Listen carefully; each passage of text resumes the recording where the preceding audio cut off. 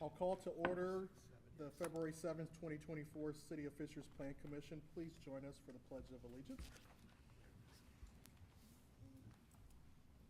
I pledge allegiance to the flag of the United States of America and to the republic for which it stands, one nation under God, indivisible, with liberty and justice for all.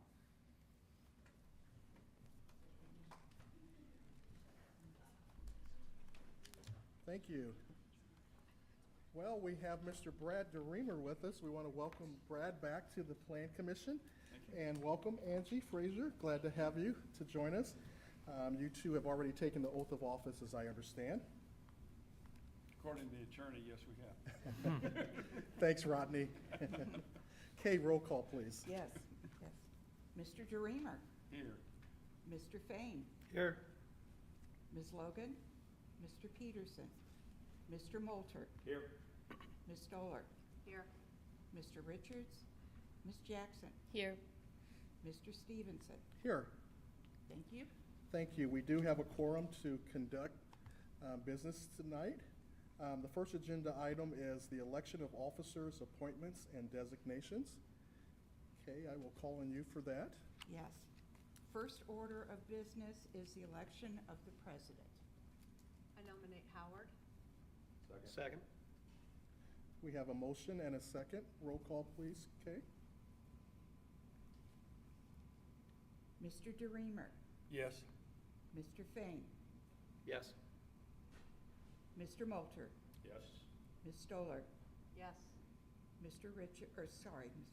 Ms. Jackson. Yes. Sorry, Mr. Stevenson. Yes. Thank you. Thank you. The motion does carry. She didn't call. I know. Okay. Okay. Oh, I'm sorry, Angie. Yes. Ms. Frazier, I'm so sorry. Yes. Thank you. Sorry about that, Angie. That's okay. Sorry, Angie. And the motion does carry. Thank you. The next agenda item is the election of vice president. I And nominate Pete Peterson. I will second that motion. Very good. Mr. DeReamer, Yes. Mr. Fain, Yes. Mr. Moulter, Yes. Ms. Stoller, Yes. Ms. Jackson, Yes. Mr. Stevenson, Yes, and Ms. Frazier. Yes. Thank you. the motion does carry. Okay, I'll have you read the Yes. next ones. Next item is the appointment of secretaries, which is the Planning and Zoning Department of the City of Fishers. Ross Hillary, Kevin Martin, Gabrielle Herron, and Christy Cashin. Thank you. All those in favor, use the voting sign aye. Aye. Any opposed? The motion carries. Thank you. Next item is the appointment of the recording secretaries, Kay Prang and Kelly Lewick. All those in favor, use the voting sign aye. Aye. Any opposed? The motion carries. Appointment of the Plan Commission President to the PUD and the River Place PUD, Howard Stevenson. All those in favor, use the voting sign aye. Aye. Any opposed? Motion carries. Appointment of members of the Plat Committee, and that includes Hatem Meki, Ross Hillary, and Selena Stoller. All those in favor, use the voting sign aye. Aye. Any opposed? Motion carries. Designation of the Plan Commission Legal Counsel, which is Krieg DeVault. All those in favor, use the motion sign aye. Aye. All those in favor, any opposed? The motion does carry. Thank you. And the last item is the designation of the commission's legal publications, including the Noblesville Times, the Current, and the Hamilton County Reporter. All those in favor, use the motion sign aye. Aye. Any opposed? The motion does carry. Thank you, Kay. Thank you. And thanks for everyone's service. Next, we have the approval of our December 6, 2023 meeting. I would entertain a motion. Motion to approve. Second. All those in favor, use the motion sign aye. Aye. Any opposed? Abstain since I Abstain. wasn't here. Same. Abstain. Thank you. We have 3 abstentions. The motion does carry. The next agenda item is case TA-23-6, commercial use limit overlay, with the presentation by Ross Hillary with the City of Fishers. Good evening. For the record, Ross Hillary, Planning and Zoning Director. Before you tonight is TA 23-6. This is the commercial use limit overlay removal. And it's on two parcels, 7274 Fishers Crossing Drive and 12520 East 116th Street. 7274 Fishers Crossing Drive is located near the intersection of Allisonville and East 116th Street. This is the current location of the Kroger grocery store. 12520 East 116th Street is located near the intersection of Brook School Road and East 116th Street. It is a vacant previous grocery store. Most recently was the home of the Fishers Health Department COVID Center. The current zoning of both these properties is C3 commercial with the commercial use limit overlay. This overlay is from the Unified Development Ordinance and was codified in December of 2017 by City Council. The overlay required that any retail space larger than 5,000 square feet was limited to grocery store and required council action. Since that implementation, the overlay, since the implementation of the overlay, staff has also brought forward to the UDO a change of tenant for large-scale tenant spaces, which is citywide. It's not on any particular properties, which requires any space over 25,000 square feet also to seek council approval. Both of these properties fall under that same jurisdiction, as well as other large-scale buildings like Electric Fries. Those all require city action. As previously mentioned, here is a zoning map for both these locations. They are both Zone C3 and also have this overlay district on it. Both properties are found within the 2040 plan. The Allisonville Kroger is a regional mixed use, which allows for mixed use retail, offices, and community centers with the intent to serve a larger population. And then the Brook School property is called out as neighborhood mixed use, which is a lower intensity commercial retail with the intent to serve a neighborhood. Staff believes that both these properties will see a rezone in the next couple months before City Council, which is why this action is being requested by staff. When making their decision, Plan Commission shall have reasonable regards to the following: include the comprehensive plan, the current condition, character of the structures, the future desirable use, conversation of property value, as well as the responsible development and growth. Staff does recommend approval of this to Plan Commission, and we anticipate taking this to council in February. Happy to answer any questions. Yes. At this point then, our concerns, why we put it on, is now covered under another section, so we're still where we were years ago when we put this on. Correct. This is Okay. almost a duplication, and so if a petitioner was coming forward, they would have to seek removal of the overlay as well as a rezone. So we still got it protected then. We still have a protection Okay. over these buildings and other large-scale tenant buildings. Thank you, Ross. There was another question that came up a couple days ago.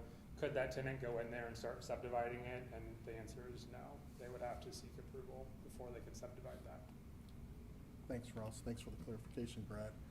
At this time, I would open the public hearing. If there's anyone from the public who wants to address us regarding this matter, please approach the podium and share your name and your address. Seeing none, I will close the public hearing. Any additional comments or discussion? At this time, I would entertain a motion. Motion to approve. Second. We have a motion and a second. Roll call, please, Kay. Mr. DeReamer, Yay. Mr. Fain, Yes. Mr. Moulter, Aye. Ms. Stoller, Aye. Ms. Jackson, Aye. Ms. Frazier, Aye. Mr. Stevenson. Yes. Thank you. Motion does carry. Thank you.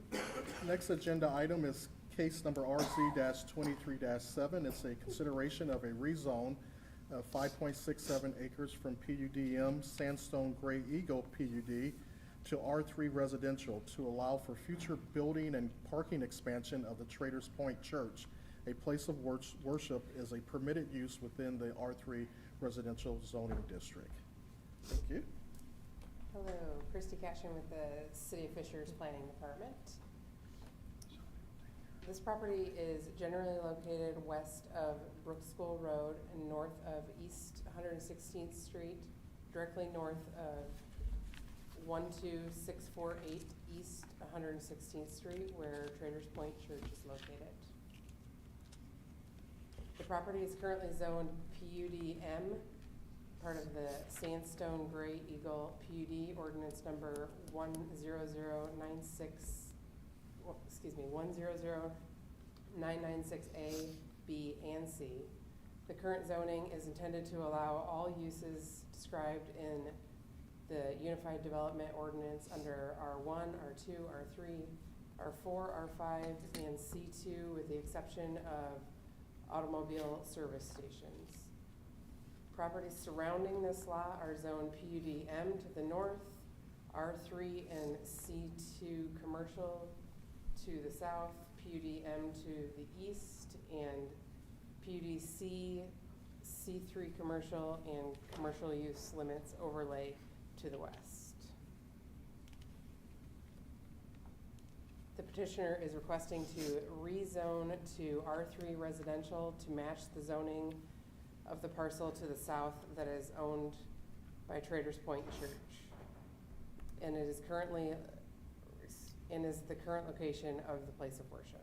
The petitioner has explained that the rezoned property would be used to expand the church. A place of worship is in allowed use within R3 residential. This concept plan shows an expansion of their property into a parking lot and a building along the northwest side and the southeast side of the existing building. Per this concept plan, existing landscape buffering will remain in place between the church and the adjacent residential properties. With the rezone to R3 residential, any future development will need to meet requirements for R3 residential in the city's UDO. The comprehensive plan calls for this area to be to be suburban residential. A neighborhood meeting was held on January 25th of 2024 to discuss this project with the neighbors. 3 neighbors attended this meeting, 2 of which were HOA reps from northern and eastern neighborhoods. Staff did not attend the meeting, but was told that all attendees left feeling fully satisfied with the project. We received a public comment from Diana Dremel of 11886 Hanley Drive, who is concerned about this project negatively affecting property values. And Jonathan Valenta of 11772 Hanley Drive, who is concerned with the current issue that loud music coming from the church. His concern is that if an expansion of the church were to come closer to his property, that it would bring the noise closer to the residents.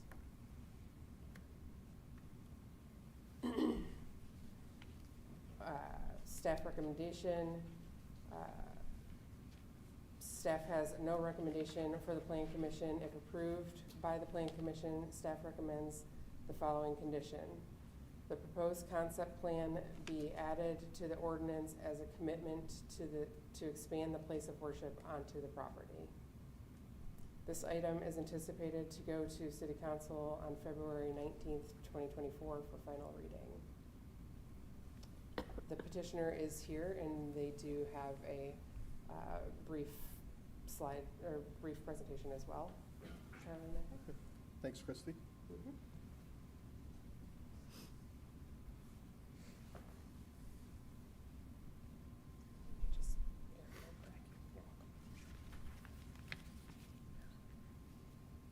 Good evening.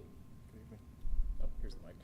My name is Charlie Maddox with Crossroad Engineers. Our office is located at 115 North 17th Avenue in Beech Grove, Indiana, 46107. I'm here tonight on behalf of Traders Point Christian Church, and we are requesting one parcel be rezone from PUDM to R3. I did plan on touching on a few of the things that staff already covered, so I'll be brief. Project is located approximately 4 miles east of the I-69. and Mr. Maddox, 116 I do apologize for interrupting you. Can you speak up a little? Yes, sorry. The project is located at 116th Street, 4 miles east of the 116th Street and I-69 interchange. And zooming in a little bit, it's Brooks School Road to the west and 116th Street to the south. Parcel is located just north of the commercial strip along 116th Street. The church owns both properties. There's 2 parcels that make up the development. The south property is approximately 8 acres, and the north property is a little less than 6. Residential to the east, commercial to the west and to the south, and it's actually a golf course along the north side of the property. The north property here is what we're aiming to rezone. It's zone PUD-M, and we're requesting R3 to match the south parcel. Both of these properties have been under church ownership for close to 20 years. Traders Point has been a more recent owner. I believe it was a Methodist church before. But the north parcel, just a note, does include the dry detention basin for the church's stormwater before it outlets directly north into Mud Creek. The purpose of the rezone and really why we're here tonight is because the church wishes to expand the property. We met with staff in 2023 to go over what we would need to do to get to the finish line, and one of the items that was required for us was to rezone the north property such that it matches the south, sort of a little bit of just cleaning this up so that it matches, and then should you move to approve as well as the council, we would then follow up with secondary plat application and development plans to follow soon after. And that would be ultimate goal being to combine both parcels into one parcel.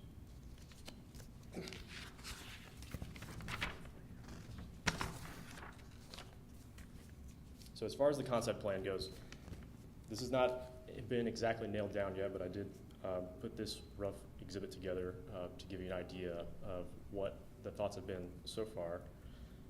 Generally, and north is to the left on this slide, an expansion to the southeast, as well as an expansion or a standalone to the northwest along the west side of the property. The parking lot will be expanded as well to account for the additional sanctuary seating. And the addition of the northwest does encroach onto the north parcel as well as the parking. The drainage facilities, and they're located roughly beneath the parcel 2 text. It's centered roughly in that north parcel. The dry basin will be expanded to account for any additional stormwater should that be necessary. And then I also just wanted to note that the landscaping will have to meet the requirements of the UDO, and that includes both the north and the south parcel should there be any deficiencies currently. Future design plans, secondary plat, architecturals, building elevations, et cetera, will all be submitted for review and will have to be approved by staff to ensure that it conforms to the UDO. Just wanted to quickly note on the noise note that staff mentioned, the church does aim to take immediate action on the noise this week. They are going to be retuning the speakers as well as addressing the overall volume. One of the notes I wanted to make about the expansion, though it will be closer to the residential, the church has not been able to address the sound to the extent that they wish to with the existing building. The expansion will include bass traps and the shark tooth foam walls to help dampen some of the sound. But probably the most important thing and the biggest issue is that the existing building is steel prefab, and its ability to keep sound contained within the building is not great. And any expansion will include insulated concrete panels. And I'm told by our architectural team that the difference between the two, as far as keeping sound contained within the building, is night and day.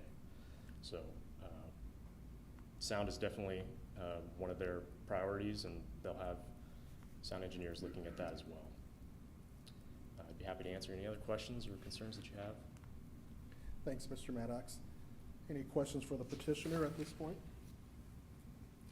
Thank you. At this time, I will open the public hearing.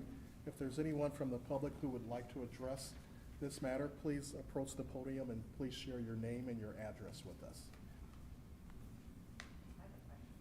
Yes. So what do I do? Please state your name and your address, and then your Okay, question. my name is Carrie Furge, and my address is 11830 Hanley Drive. So I'm one of the houses that border onto the church property.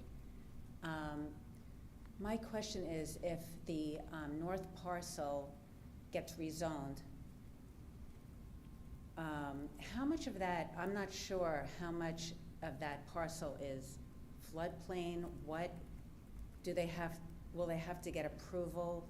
Like, so the expansion now, I think, is very, considerate of the homes that are bordering, but what about the future? Will they have to get further approval if they want to expand further? It sounds like, they have addressed the noise, which has been significant, but I'm just concerned about the future. Thank you. That's it. I'll have the staff approach that. Okay. Yeah. Anyone else from the public? At this time, I will close the public hearing. I just had one question. Is the noise coming from the inside going outside? Is that? Yes. Okay. It's the low end. No outside speakers or anything, No. just a noise from the inside? Right, that's right. In other words, if we had the noise right here, you could be in the parking lot here, is what you're talking about? Okay, I just wanted to understand, because some churches have outside speakers during the services and stuff. And we can hear that. Not sure they were rocking too, but Okay. they're doing their thing. Thank you for the explanation. I just didn't quite understand. Okay. Thank you. Ross, can you address the question regarding the future development? Yeah, so valid question in response to development. So if there's something in the floodplain or if there is, expansion, all of that would have to go through all of our typical process, which is reviewed through our technical advisory committee, which includes county, drainage boards, engineering, planning, fire, lots of different organizations that would make sure that whatever their redevelopment was allowed. Okay. The other question that had gotten brought up as well with the noise, for any residents that, you're making some good contacts tonight with the neighbors, so I think please continue that conversation. If there is a noise issue in the future, Chief Gebhardt has asked that any residents do call the non-emergency number when that is happening, and that allows for the police department to go out there at that time and do a sound test, and then that will kind of start conversations with the police department as well. And they will, of course, take a friendly approach first. They're not going just to cite tickets, but we do need that to happen in real time for us to get accurate sound counts. So Ross, do you know offhand what's the maximum decimal allowed? Do you know what that is? I don't, and it can be sometimes different when it's outside a building versus at someone's house, but I don't have that offhand. Because that would be helpful for them so they know. Plus, you can download an app and measure the decibels. Let me see if I can yourself. pull that up for you. That way you know if they're meeting the code or not. As Ross is looking that up for you, Brad, your question was great. Was the sound speakers from the outside or coming from inside? As I was reviewing this material, I was thinking about my own experience. It was inside my place of worship, which is in Fishers, and we're worshiping and my Apple Watch is vibrating. And I look, it says it is too loud, and if you have it at this level for too long, it's going to impact The ears. the ears. Yeah. So this is an issue that we have to address in that regard. Go ahead, Ross. Yeah, so Councilor DeReamer, the city code is, it shall be unlawful for any person, corporation, or entity to generate or produce noise that exceeds 115 decibels for more than 2 minutes per hour has measured at least 10 feet from the property line of the property where such noise originates. Thank you. So 115. 115, thank you. Thanks, Ross. Any other comments from board members? I would, I'm going to make a recommendation here. I think the sound issue, I'm greatly appreciative that the church is willing to work on this. I think they reached out to, it sounds like some of these HOAs, but some of the HOAs may not have great communications, especially when you have a situation like this where you have houses bordering something and the HOA leadership lives off over in the other part of the neighborhood and stuff. So I want to be a little bit considerate here of these neighbors. I mean, I wouldn't be appreciate being woke up every Sunday morning at 7 a.m. I mean, I'm just like, okay, that's my day to sleep in a little bit. What I'd like to see is, I would like to see this tabled, is what I'd like to see, and to give time for the church and these neighbors to see what can be done. And I know the church is working on addressing some of these. Well, it may take 2 or 3 weeks of the worship service and conversations with neighbors to really kind of get this worked out a little bit as to something that is livable by everybody as we have to live in the community together. That would be my recommendation for this committee. I think the petitioner has explained the situation and has admitted they have a concern for the neighborhood and has committed to do something about it. I don't see any reason to table this. They've done everything that we've asked them to do just within, 48 hours since getting the thing? I mean, that's a pretty good response in 48 hours. So I think they've done everything they can and everything we're asking for. They have the police number. They can download the decibels and know if the church isn't doing it. And if they do break it, then the church is going to get fined.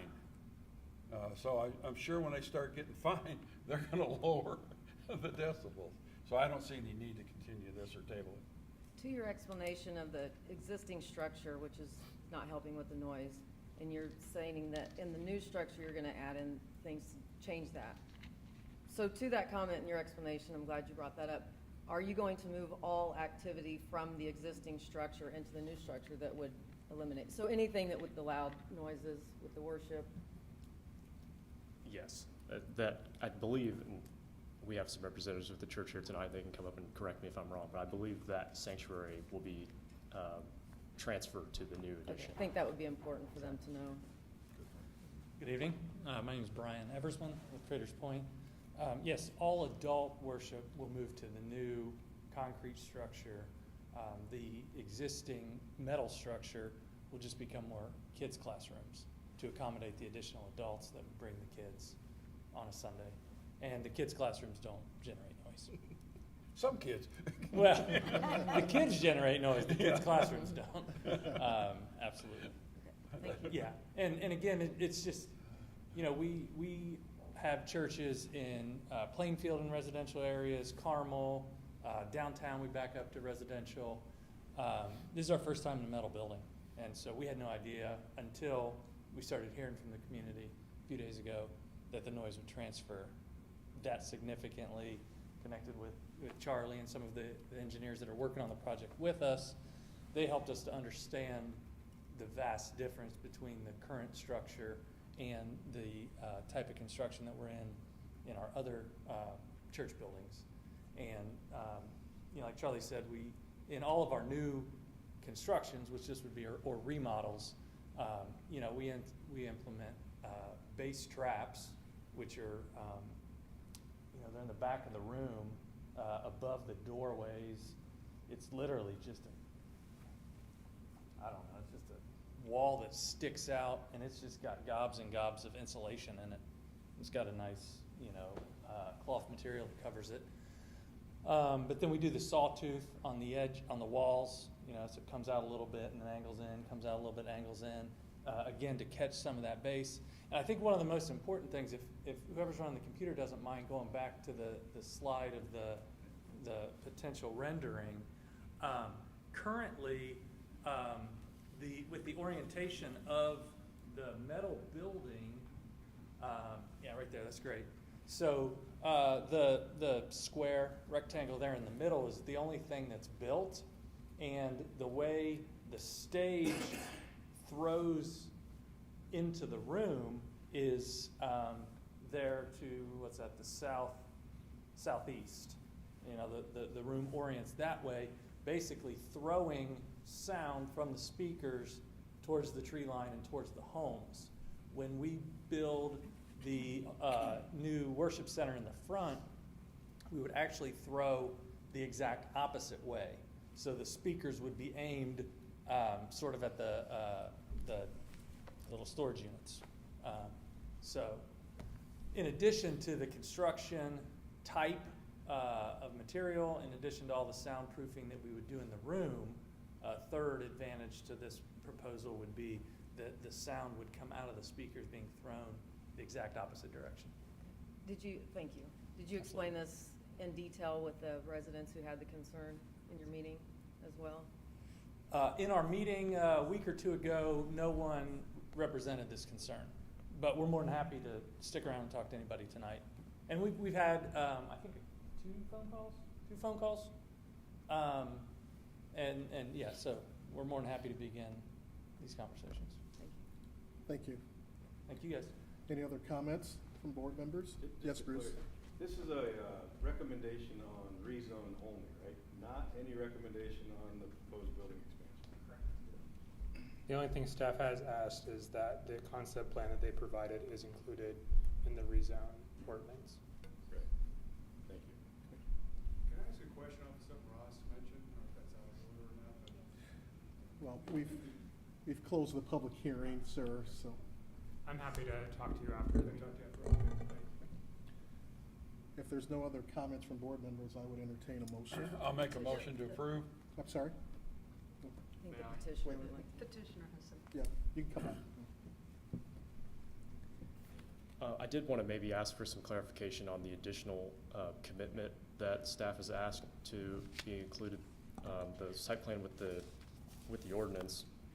And this may be my fault with the miscommunication at the very beginning of this application, but I wanted to, I guess, highlight that the church has not exactly identified exactly what they want to do yet as far as the building size, and I think generally the orientation, it will match what we're showing on the concept plan, but maybe clarification on how strict adherence to that concept plan that will have to be, and any deviation from that, we would be back before you, I assume. I guess I would ask if that commitment is necessary or mandatory rather, just because, of course, any development plans that the church seeks to submit in the future will have to adhere to the ordinance. Landscaping, parking requirements, overall impervious area, all of that will have to be met regardless of what they build. Otherwise, we'll be back before you to request waivers, et cetera. Yeah, and I can answer that. That is put in place as a safeguard for, I believe, both city council as well as staff in response to, this is R3, which has a lot of other uses, including residential. Whether it's 2 lots or 1 lot, you know, that equals 1 home or 2 home. So the intent is that it is to be a place of worship, and so that is why we've asked for that concept plan to be included in there. If we do deviate from that, as he's mentioned, you know, setbacks, things like that, you haven't seen the architecture, neither has staff. You know, we would allow for deviation from that. So it's merely in there as a safeguard to reiterate that it is to be a place of worship and not a subdivision. Thanks, Ross. So not necessarily dictate. Correct, Okay. correct. There's no setbacks on there, there's no buffering, there's nothing that's shown on there. But we just want to make sure that it's the intent that it is to be a place of worship. Thank you. Greatly appreciated. Yep. Motion to approve. We have a motion by Brad, I'll second. and we have a second by Angie. Roll call, please. Mr. DeReamer, Yes. Mr. Fain, Yes. Mr. Moulter, Yes. Ms. Stoller, No. Ms. Jackson, Yes. Ms. Frazier, Yes. Mr. Stevenson. And I'm a yes too. The motion does carry. the next agenda item is case number TA-24-1, Fishers 2040 annual update to the Fishers 2040 comprehensive plan. And we have from the staff, Ross Hillary. Thank you. I will be brief, respecting your time. Before you is TA 24-1, which is our annual 2040 update. The Fishers 2040 plan was codified by City Council in 2016, and we did have an update in 2021 mandated by state statute. As we anticipate to grow, the intended population for the city of Fishers is around 135,000. We have just crested over 100,000 as a community holistically. This plan is structured around a vision that takes a holistic view of the future land use, as well as housing and neighborhoods, parks, and transportation. By analyzing all aspects of the city government, we can produce a comprehensive, strategic, and sustainable approach to the future decision-making for our community. We do have a new city website for any residents as well as plan commission, so it is fishersin.gov. And if you go to fishersin.gov/2040, you can read up on our comprehensive plan. I just want to go over a couple items before you tonight. You guys are familiar with this. The plan is structured into 4 main categories, which is land use, housing and neighborhoods, parks, and transportation. And in 2021, we added an implementation chapter, which allows us as well as our policymakers an annual update on where we're going. It's staff intent to bring this forward annually to City Council, which is what we're doing now. Completed action items in the comprehensive plan total 30. We have 23 action items that are noted as future and have not started. There are 62 action items that are underway across all categories. And then the chapter that was added in 2021 was a maintenance chapter. And that was to identify action items that aren't ever going to be done. So say improving our roads, we're continuously going to be doing that, so we can never check it off. These action items are what we update every year. A couple other items that I wanted to make a note of. In 2021, any action items that were part of our environmental working group, which is a city-led initiative, are noted with the green leaf. And in this update, any action items that are noted as part of our ongoing mental health action group is noted with the Fishers Health Department logo. A couple of facts for the past year. In 2023, we had over 440 new residential building permits. That was in line with 2022. Another item that is found within our comprehensive plan is the park acreage to resident ratio. We'd like around 6.75 acres of parkland for every 1,000 residents.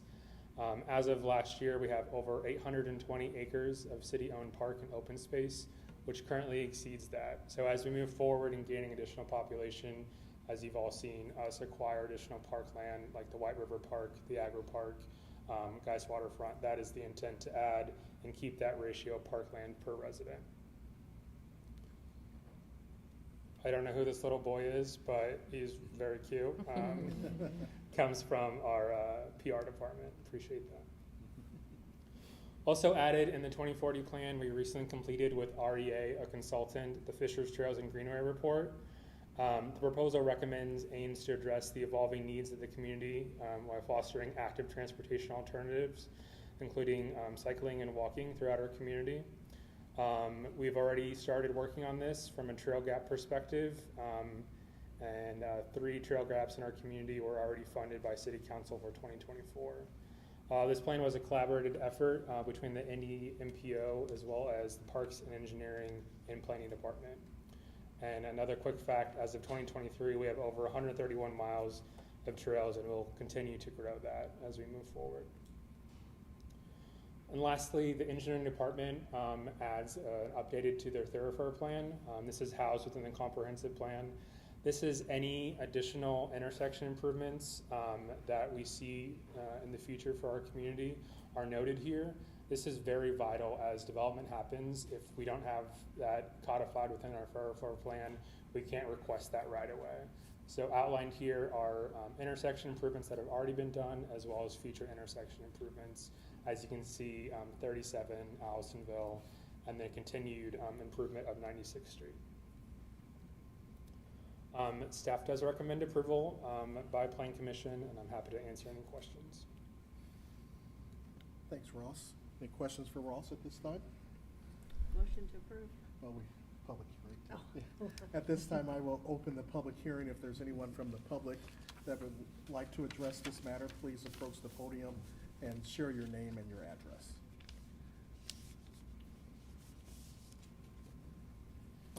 Hi, I'm Ross Reinhardt, 7704 Creekside Court, and I was just coming to express support for the Trails and Greenways report, a part of this specifically. I think it's just a great update. After reading it, it focuses on solutions that we can use through how we build, how we engineer things to keep people safe, which is a really modern way of thinking about how to keep people safe that are on foot or on bike. And it also includes parts where it looks at people of all ages and abilities, and not just considering like somebody who's a really, like a sports cyclist, but often when I'm out riding, it's kids, that are less than driving age that are going places. So we're keeping them safe. We're keeping the people safe that, maybe can't drive for some other reason. So yeah, just wanted to come and express support for that part of the 2040 and the plan, the research that had been done there. Thank you, Ross. Anyone else from the public? Seeing none, I will close the public hearing. Comments? I would, before we vote, I want to thank the staff for your work on this, the annual update to the 2040 plan. You guys gave me a topic for my law school class on land use. This week on the syllabus, we will be talking about comprehensive plans. So I'll bring up the update that we're having here, but thank to the entire staff for your work on this. And with that, I would entertain a motion. Motion to approve. We have a motion. Second. A second. Roll call, please, Kate. Mr. DeReamer. Yes. Mr. Fain. Yes. Mr. Moulter. Yes. Ms. Stoller. Yes. Ms. Jackson. Yes. Ms. Frazier. Yes. Mr. Stevenson. Yes. Thank you. The motion does carry. Staff communications. I only have one. I would like to welcome Kevin Martin. He's our new assistant director for our planning department. He comes from a neighboring community to the north, but we appreciate him jumping truly headfirst into everything we've worked on so far. This is his second week, so thank you, Kevin, for your work so far. Thank you. Welcome, Kevin. Any summary of council actions? No summary. Okay. Seeing no other agenda items.